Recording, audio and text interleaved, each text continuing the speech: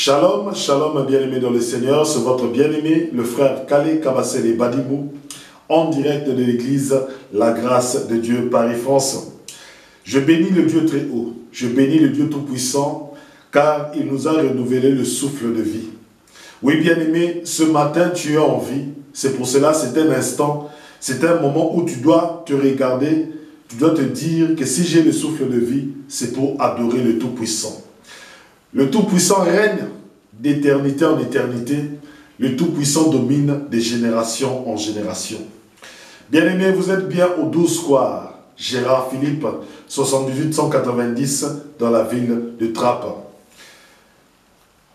Pour ceux et celles qui veulent participer avec nous à un temps d'adoration, à un temps de louange, bien-aimés, n'hésitez pas, contactez-moi au numéro de téléphone qui se trouve dans la description de cette vidéo.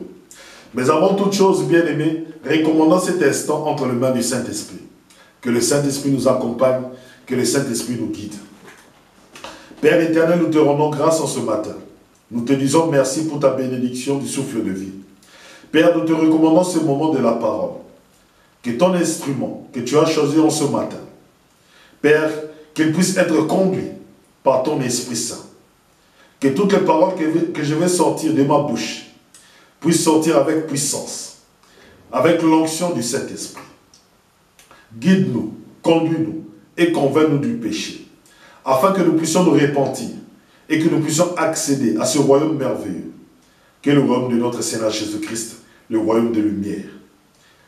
Père Tout-Puissant, Père de grâce, soutiens-nous, conduis-nous et aide-nous à comprendre ta parole. Car ta parole est la vie. Et la vie, c'est notre Seigneur Jésus-Christ. Nous te rendons grâce en ce matin, Père. Au nom de Jésus-Christ. Amen. Amen. Bien-aimés dans le Seigneur, nous continuons notre enseignement. Le thème de ce matin est « Le royaume des cieux est forcé, et ce sont les violents qui s'en emparent. » Le thème de ce matin, c'est « Le royaume des cieux est forcé, et ce sont les violents qui s'en emparent. » Bien aimé, ce thème concernant le royaume des cieux est un thème qui me tient profondément à cœur. Pourquoi? Parce que lorsque nous parlons de notre Seigneur Jésus-Christ, lorsqu'il a fait son ministère terrestre ici, dans la nation d'Israël, bien aimé, depuis qu'il a commencé, et jusqu'à la fin, jusqu'à sa résurrection, lorsqu'il est rentré auprès du Père, il n'a parlé que d'une seule chose. Il a parlé du royaume des cieux. Il a parlé du royaume des cieux. Et comme il a parlé du royaume des cieux, moi aussi en tant que son serviteur, je vous annonce le royaume des cieux. Parce que la commission que notre Seigneur Jésus-Christ nous a laissée, c'est de vous parler du royaume des cieux. Aujourd'hui, nous allons toucher un point très important du royaume des cieux. C'est que le royaume des cieux est forcé. Le Seigneur Jésus-Christ nous dit que ce sont les violents qui s'en emparent. Mais nous devons déterminer qui est violent pour s'emparer du royaume. Qui est violent pour entrer dans le royaume. Parce que nous sommes en train de forcer. Nous sommes en train de forcer. Mais c'est qui aura l'occasion d'entrer dans le royaume? La parole du Seigneur Jésus-Christ nous dit, ce sont les violents qui s'en emparent. Ce sont les violents qui entrent dans le royaume des cieux. Mais nous devons déterminer qui est violent et qui ne l'est pas. Matthieu chapitre 11, à partir du verset 11 jusqu'au verset 12. Je lis au nom de notre Seigneur Jésus-Christ. En vérité, je vous le dis, parmi ceux qui sont nés de femmes, il n'en a paru de plus grand que Jean-Baptiste. Toutefois, le plus petit dans le royaume des cieux est plus grand que lui. Or, depuis le temps de Jean-Baptiste jusqu'à maintenant, le royaume des cieux est forcé. Et ce sont les violents qui s'en emparent. Alléluia. Bien-aimé, seras-tu parmi les violents qui s'empareront du royaume des cieux aujourd'hui? Seras-tu parmi les violents qui entreront dans le royaume des cieux aujourd'hui? Écoutons d'abord la parole. Et lorsque tu écouteras la parole, c'est là qu'on déterminera si tu entreras, si tu es violent, si tu posséderas le royaume ou pas. Alléluia. C'est aujourd'hui que nous verrons si tu es violent. Le Seigneur Jésus-Christ a dit ceci. Il dit le royaume des cieux, ce sont les violents qui s'en emparent.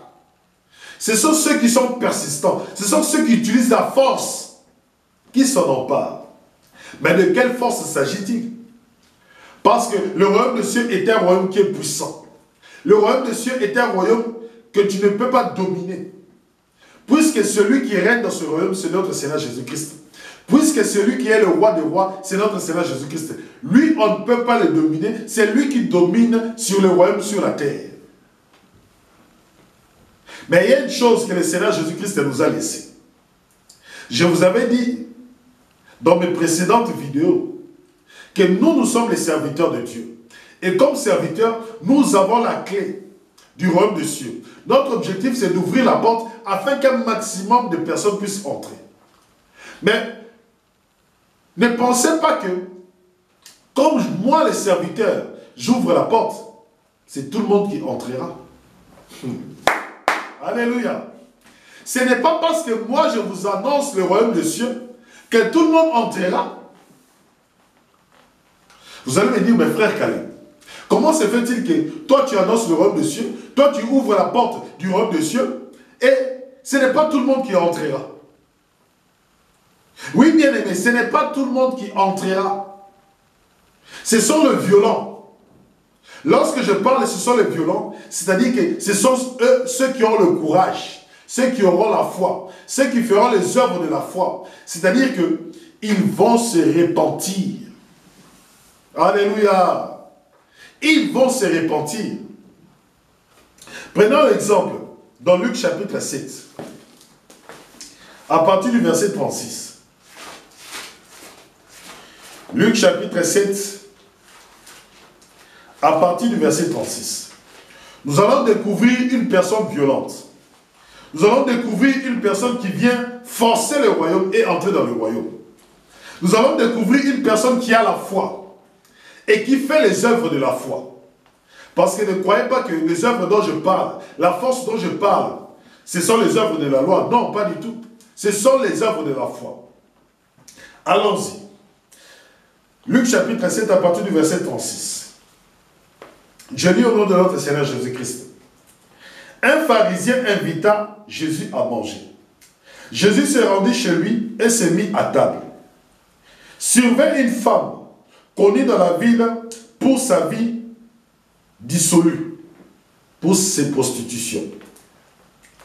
Comme elle avait appris que Jésus mangeait chez le pharisien, elle avait apporté un flacon d'albâtre rempli de parfum. Elle se tint derrière lui, à ses pieds. Elle pleura. Elle se mit à mouiller de ses larmes les pieds de Jésus. Alors, elle les essuya avec ses cheveux et, en les embrassant, elle versait le parfum sur eux. En voyant cela, les pharisiens qui l'avaient invité se disent: si cet homme était vraiment un prophète, il saurait quelle est cette femme qui le touche, que c'est quelqu'un qui mène une vie dissolue.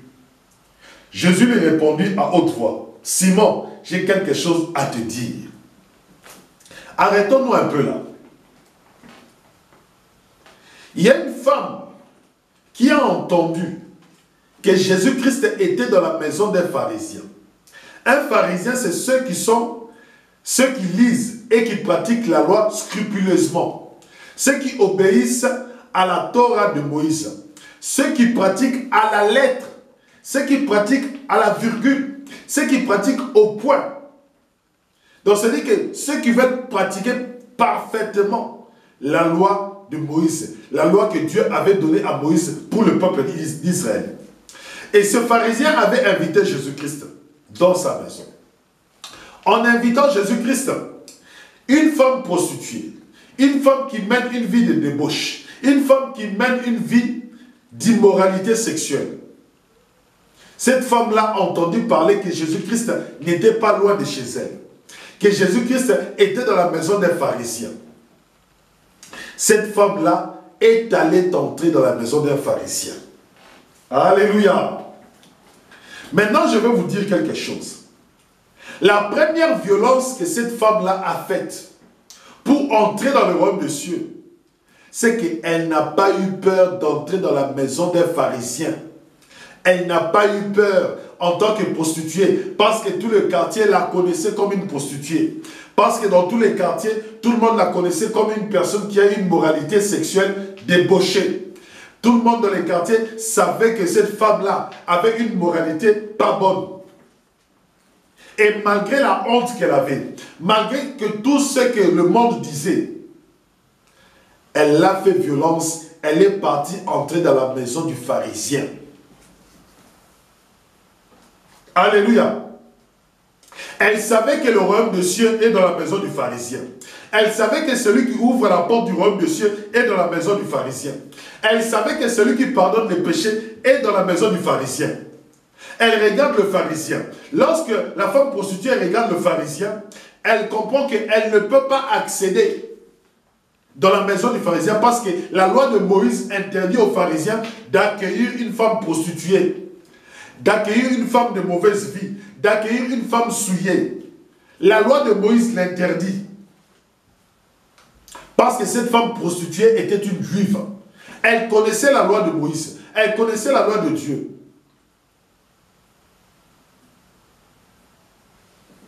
La première barrière, c'était ça. La loi. Mais regardez comment est-ce qu'elle est venue. Elle n'a pas hésité. Elle n'a pas hésité.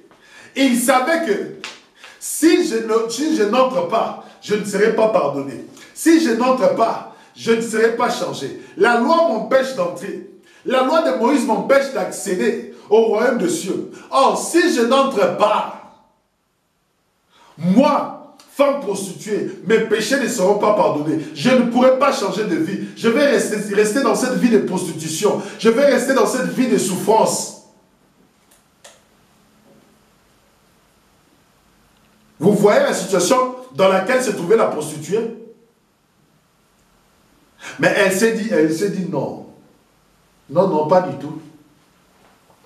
Je sais que si j'entre dans la maison du pharisien, je vais transgresser la loi.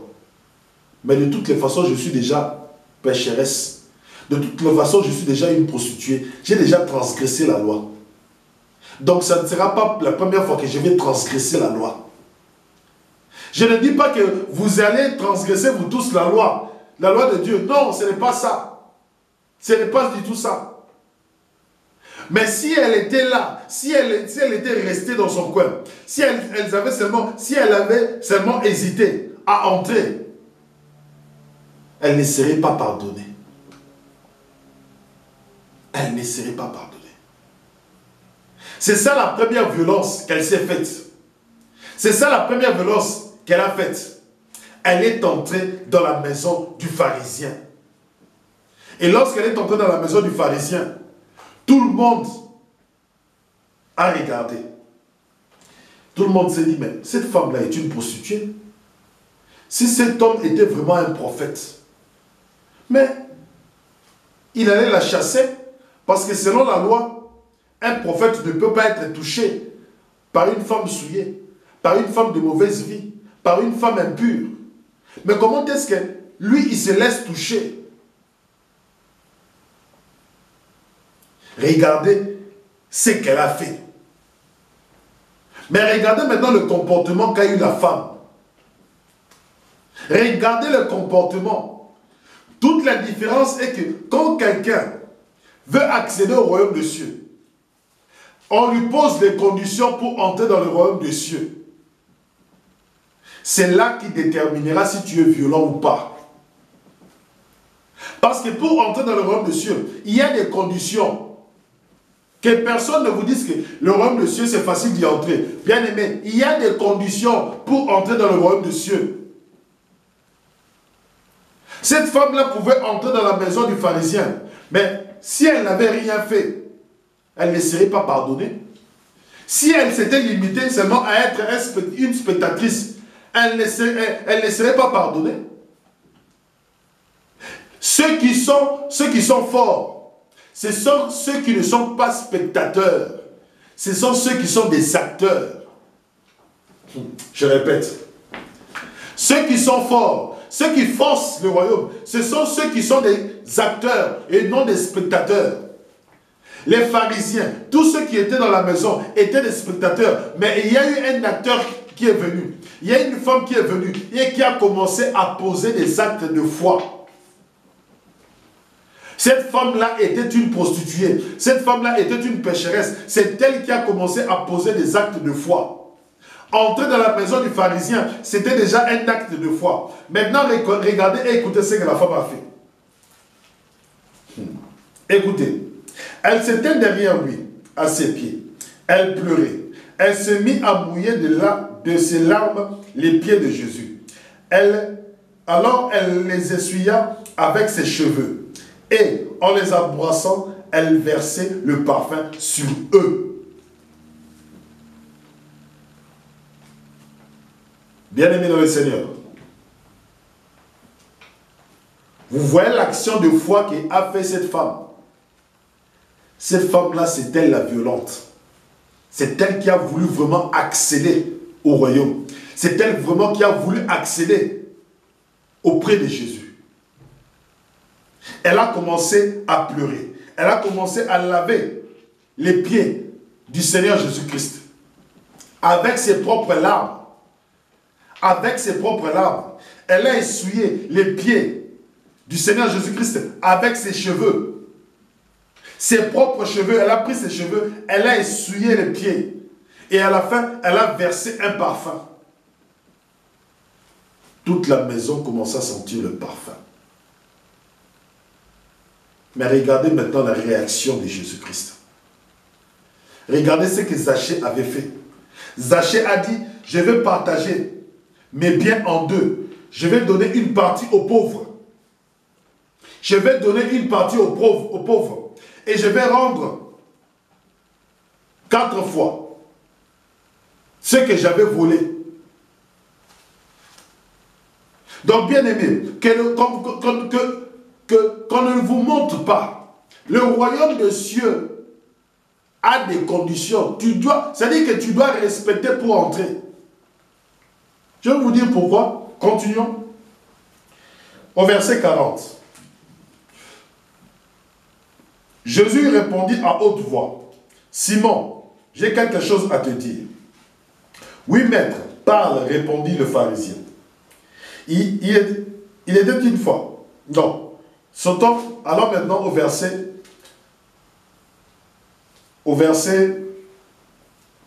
43. Non. Commençons par le verset 40.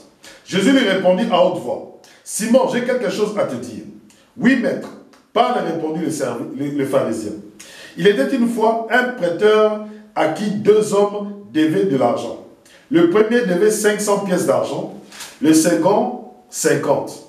Comme ni l'un ni l'autre n'avaient de quoi rembourser leur dette, il fit cadeau à tous deux de ce qu'ils lui devaient. À ton avis, lequel de deux l'aimerait le plus? Simon répondit, celui, je suppose, auquel il aurait remis la plus grosse dette. Voilà qui est bien jugé, lui dit Jésus. Puis, se tournant vers la femme, il reprit, tu vois cette femme? Eh bien, quand je suis entré dans ta maison, tu ne m'as pas apporté d'eau pour me laver les pieds. Mais elle me les a arrosés de ses larmes et les a essuyés avec ses cheveux. Tu ne m'as pas accueilli en m'embrassant, mais elle, depuis que je suis entré, elle n'a cessé de couvrir mes pieds de baisers. Tu ne m'as pas versé d'huile parfumée sur ma tête, mais elle a versé du parfum sur mes pieds. les actions du pharisien et les actions de la prostituée. Jésus-Christ a balancé. Bien-aimé, dans le royaume, comment veux-tu que tu puisses accéder? Regardez ce que la femme prostituée a fait. Elle a versé le parfum. Elle a essuyé les pieds. Elle a lavé les pieds. Mais regardez les pharisiens, un spectateur. Il n'a rien fait de tout cela. Or, Jésus-Christ est dans sa maison. Jésus-Christ est dans sa maison. Le plus important, ce n'était pas le manger de Jésus-Christ. Le plus important, ce n'était pas le boire de Jésus-Christ. Le plus important, c'était comment est-ce que tu as reçu Jésus-Christ. Oh! Bien-aimé, comment est-ce que tu reçois cette bonne nouvelle du royaume des cieux? Mon bien-aimé, je te répète encore, comme dans les autres vidéos, je vais encore répéter aujourd'hui, comment est-ce que tu reçois le royaume des cieux? Comment est-ce que tu reçois ces paroles que je t'annonce? Comment est-ce que tu agis? Comment est-ce que tu interagis à ces paroles que tu entends? Comment est-ce que tu agis? Es-tu un spectateur ou es-tu un acteur? Un spectateur est là, il entend et il part. Mais un acteur, une actrice, regardez une actrice qui a fait des actes de foi. Elle est entrée, elle a pleuré, elle a lavé de ses larmes les pieds de Jésus-Christ. Elle a essuyé avec ses cheveux les pieds de Jésus-Christ. Elle a versé du parfum sur les pieds de Jésus-Christ. Elle était une actrice. Elle était une actrice. Mais le pharisien était un acteur, était un spectateur. Il regardait. Bien-aimé, en ce matin, es-tu un acteur ou un spectateur? Parce que les acteurs sont ceux qui forcent. Écoutez, c'est pourquoi je te l'ai dit. Ses nombreux péchés lui ont été pardonnés. C'est pour cela qu'elle m'a témoigné tant d'amour.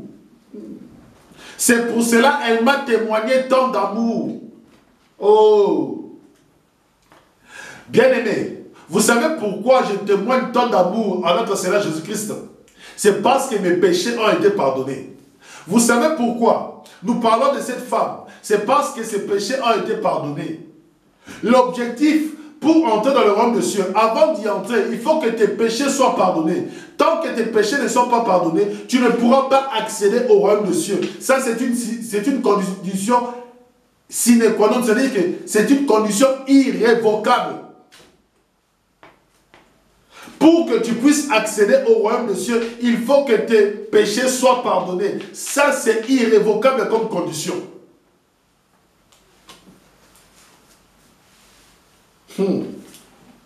Alléluia.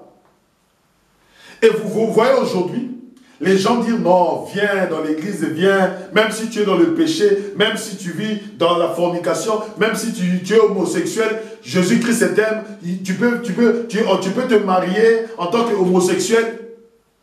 Qui vous a dit que ces genres de personnes peuvent accéder au royaume de Dieu?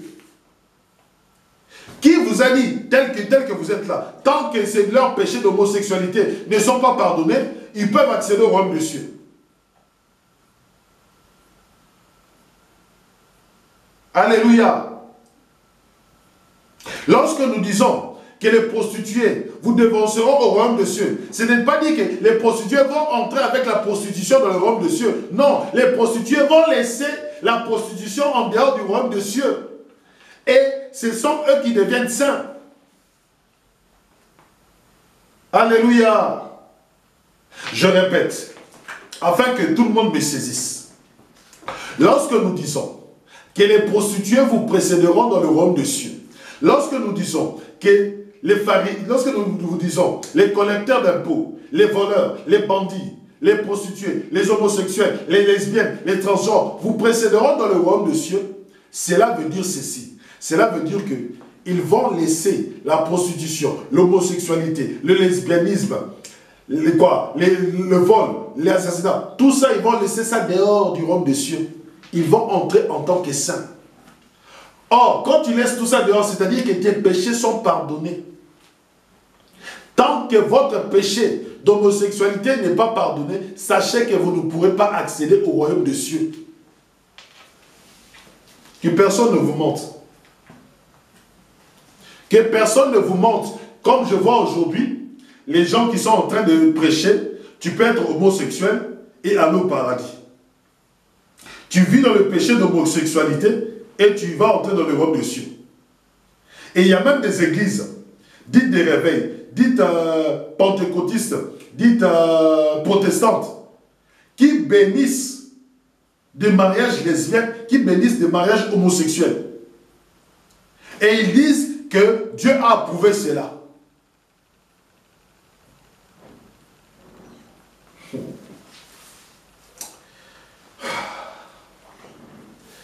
Bien-aimés dans le Seigneur, les péchés de cette femme étaient pardonnés.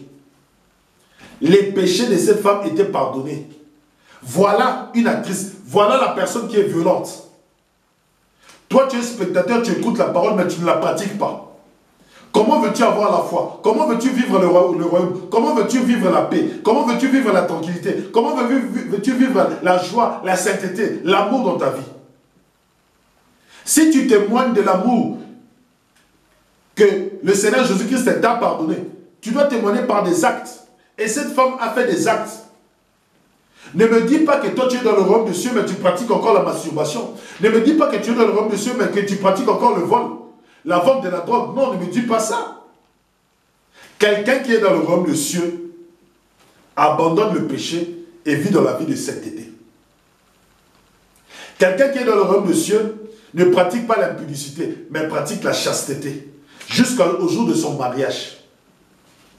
Alléluia.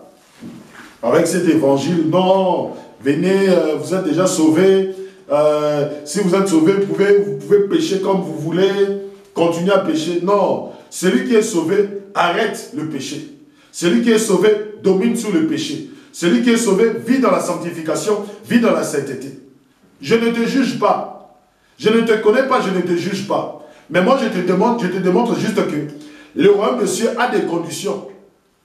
Ce ne sont pas les mauvais qui entreront dans le royaume de Dieu.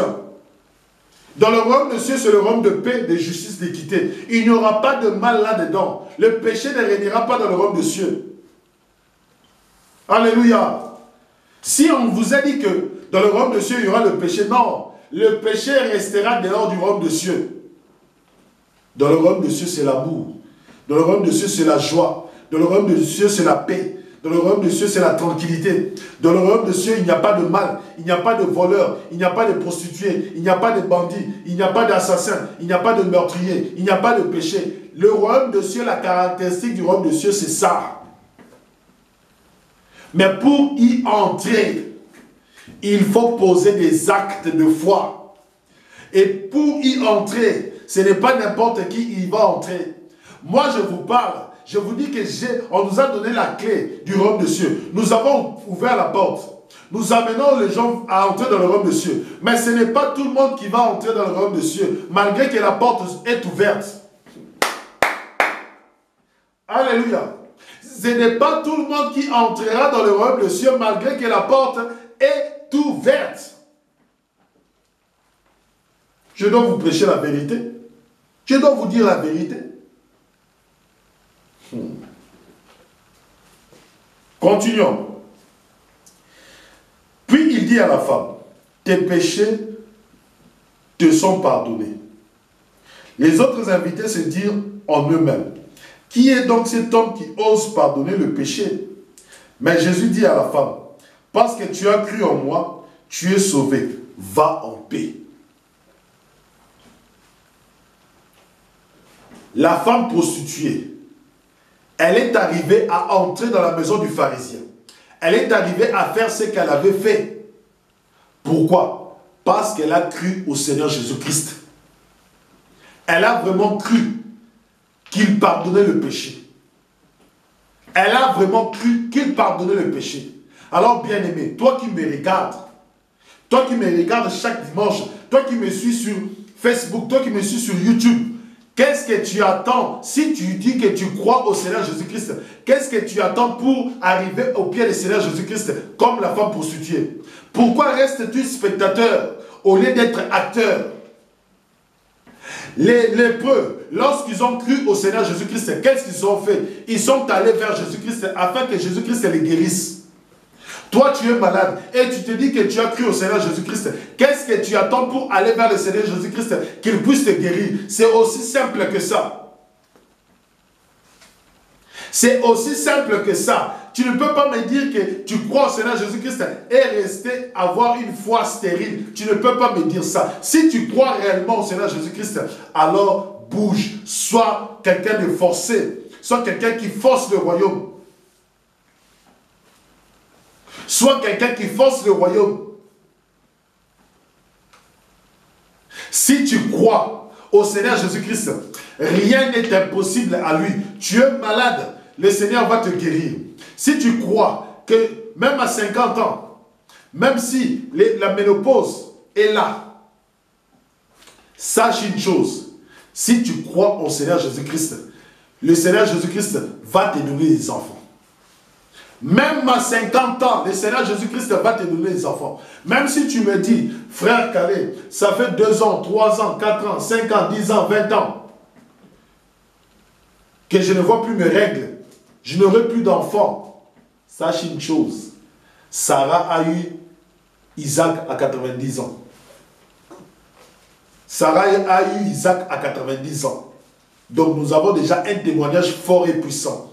Donc toi à 60 ans, toi à 55 ans, sache une chose, tu vas juste regarder Sarah. Dire notre maman Sarah, notre mère Sarah, elle a eu à quel âge Isaac? À 90 ans. Donc moi à 55 ans, je suis encore bonne. C'est encore bon, je peux avoir des enfants. Bien aimé, ce n'est pas tout le monde qui entrera dans le royaume des cieux. Luc chapitre 13, à partir du verset 25 jusqu'au verset 30. Je lis au nom de notre Seigneur Jésus-Christ. Dès que le maître de la maison sera levé et qu'il aura fermé la porte à clé, si vous êtes resté dehors, vous aurez beau frapper à la porte en suppliant « Seigneur, Seigneur, ouvre-nous ». Il vous répondra « Je ne sais pas d'où vous venez ». Alors vous direz « Mais nous étions à table avec toi. Nous avons mangé et bu sous tes yeux. Tu as enseigné dans nos rues. » Il vous répondra « Je ne sais pas d'où vous venez. Allez-vous-en, vous qui commettez l'iniquité. » C'est là qu'il y aura des pleurs et d'amers regrets, quand vous verrez Abraham, Isaac, Jacob et tous les prophètes dans le royaume de Dieu, tandis que vous-même, vous serez exclus. Des hommes viendront de l'Orient et de l'Occident, du Nord et du Midi, et prendront place à table dans le royaume de Dieu. Alors certains de ceux qui sont les derniers seront les premiers, et certains de ceux qui sont les premiers seront les derniers.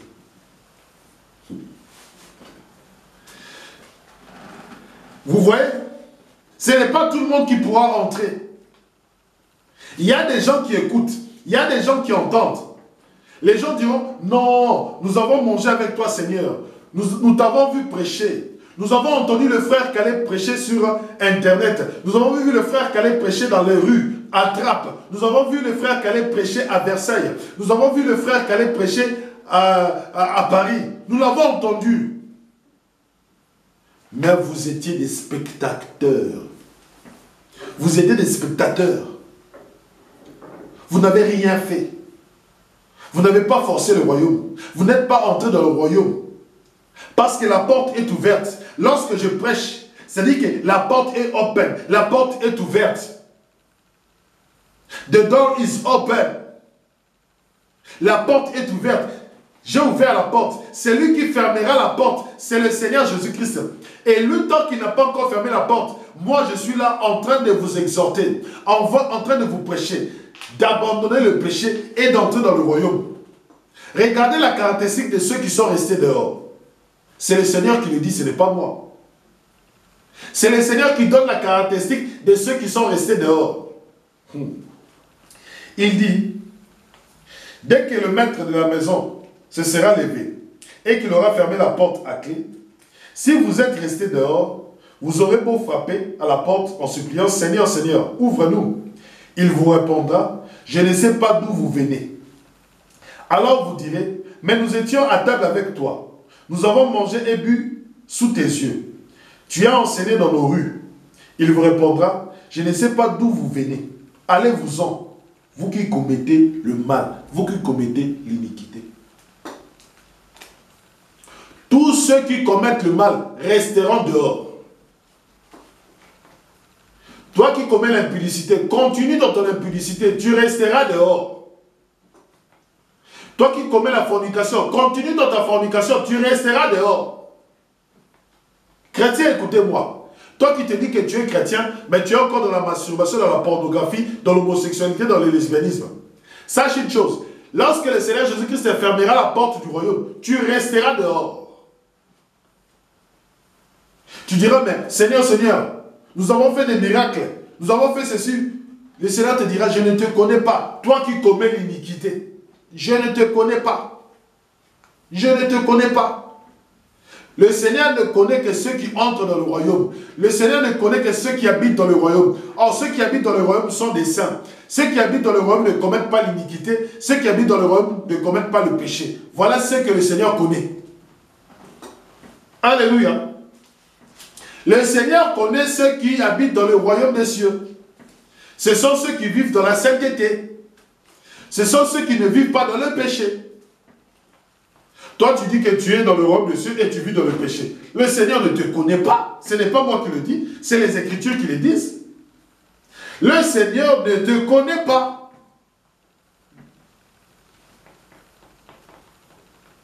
Le Seigneur ne te connaît pas.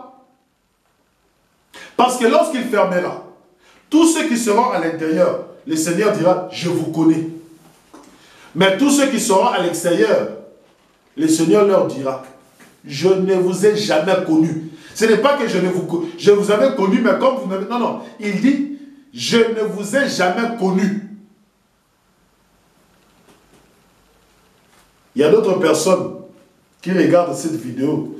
Il y a d'autres personnes qui regarderont cette prédication. Mais le dernier jour, le Seigneur leur dira, je ne vous ai jamais connu.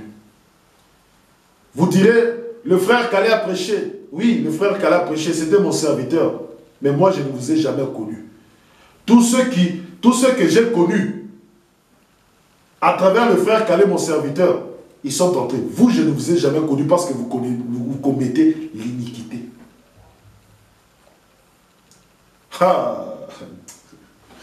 Alléluia. Parce que vous commettez l'iniquité. Continuons. C'est là qu'il y aura des pleurs et d'amers regrets quand vous verrez Abraham, Isaac, Jacob et tous les prophètes dans le royaume des cieux. Tandis que vous-même, vous en serez exclus. Quand vous verrez les gens dans la paix, comme vous verrez les gens dans la joie, lorsque vous verrez que les gens vivent la paix intérieure, lorsque vous verrez les gens vivre la paix, malgré que nous sommes dans ce monde de brut, malgré que nous sommes dans ce monde de guerre, de vol, de corruption. Lorsque je comprends maintenant pourquoi certains chrétiens sont persécutés. Parce que tellement que les gens n'ont pas accès au royaume. Lorsqu'ils voient les chrétiens être dans la paix, malgré qu'ils n'ont rien. Lorsqu'ils voient les chrétiens être dans la joie, malgré qu'ils n'ont pas des choses extraordinaires. Que eux, ils sont exclus de cette joie. Et ils ont l'argent, et ils ont les maisons, et ils ont le business, et ils sont milliardaires. Mais lorsqu'ils regardent un chrétien qui n'a pas de milliards, qui n'a pas des choses extraordinaires, mais regarde la paix que ce chrétien a, je comprends pourquoi est-ce que le diable est jaloux. Je comprends pourquoi est-ce que les magiciens, les sorciers sont jaloux. Je comprends pourquoi est-ce que ceux qui sont impurs sont jaloux. Ils sont jaloux parce qu'ils n'ont pas accès à ce royaume-là. Ils n'ont pas accès à ce royaume de paix. Ils n'ont pas accès à ce royaume de sainteté. Lorsque là où toi, tout le monde vole, toi tu viens, tu ne voles pas. Ils disent, mais comment est-ce que nous volons? Lui, il ne vole pas. Lui, il se contente de l'argent qu'il a. C'est là où commence la jalousie. C'est là où commence la persécution dans ce monde. Parce que le diable veut troubler notre paix. Le diable veut troubler la paix des chrétiens. Le diable veut troubler notre paix. Parce que lui, il sait qu'il est exclu du royaume. le diable et ses agents et les démons, nous ne laisserons jamais les chrétiens en paix. Pourquoi? Parce qu'ils savent qu'ils sont exclus du royaume. Vous savez pourquoi Caïn a tué Abel? C'est parce qu'Abel a eu accès au royaume. Mais Caïn n'a pas eu accès au royaume. C'est pour cela que Caïn a tué son frère Abel. La jalousie, meurtrier depuis le commencement comme son père, le diable. Gloire à Dieu, gloire à Dieu. Bien-aimé, quelle est ta position? Es-tu acteur ou spectateur? Ce sont les violents qui s'emparent du royaume des cieux. Alors je t'exhorte, le royaume des cieux a un prix. La femme prostituée a abandonné la prostitution et ses péchés ont été pardonnés. Dieu fait grâce. Lorsque la porte est ouverte, c'est le temps de grâce, c'est le temps de miséricorde, c'est le temps de bonté que Dieu laisse à l'humanité tout entière. Alors, es-tu spectateur ou acteur? Si tu es acteur, accepte Jésus-Christ aujourd'hui et tu accéderas au royaume des cieux et tes péchés seront pardonnés. Tes péchés seront pardonnés. Toi qui m'écoutes, regarde dans les liens de cette vidéo. Il y a mon numéro de téléphone.